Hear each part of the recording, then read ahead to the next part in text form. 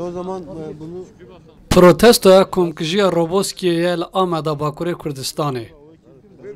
Li ser komkijiya Roboskiye ra 11 sal derbas bûn lê heta niha jî tawanbar û berpirsyarên bûyerê nehatine eşkerekirin.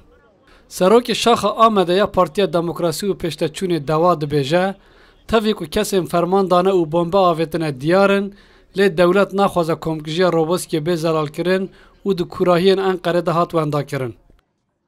ya 11 yıl oldu. 11 sal derbas bûn. Di nav 11 salanda mixabin ji bo eşkerekirina komkijiya Roboskiye û darizandina tawanbaran tigavek nehat avêtin. Ji bo pêşveçûna dosyaya Roboskiye berpirsên dewletê û desthilatê tigavek neavêtin. Ji destpêka bûyerê ve dewlet û saziyên darazê bêyî ku ji hêbûyerê lêkolînê bikin, dozdan destpêkirin.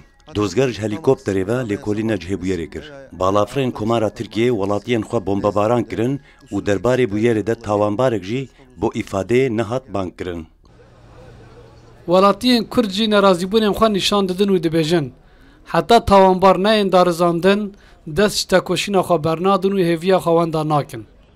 Divî wextê de gava bombalama kirin, van insanê me hat qetil kirin. Ji wî salê heya vî salê ne dese 11 sal derbas bûye yanişin ev. Divî sürê de qet di mahkema da di basınê da hê faalê wan derneketiye. Dernexistine meydanê.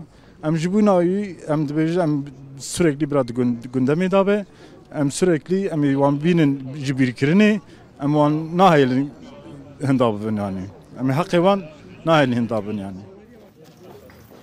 Li Roboskiye jî bi beşdariya malbatên qurbaniyan siyasetmedar û nûnerên baroyan çalakî hatin kirin.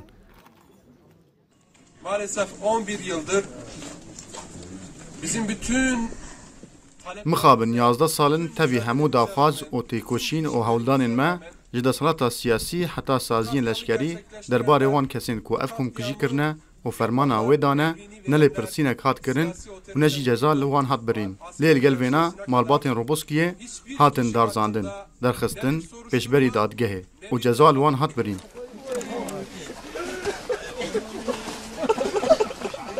Şeva 28 Kanûna 2011 li gundê Roboskiyeyê navçeya Qelebanê ser bi parêzgeha Şirnexê ya Bakurê Kurdistanê, 19 jê zarok 34 welatiyên sivîl ku debara xwe bi bazirganiya ser sînor dikirin, ji aliyê balafirên şer ên artêşa Tirkiye ve hatin kuştin.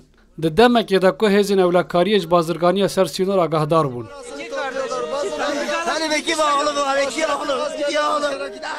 Her sal 34 qurbaniyên komkijiyê li goristana gund bi çalakiyan tên bîranîn û malbat û kesên karên qurbaniyan daxwaza xwe ya dadmendiyê dubare dikin.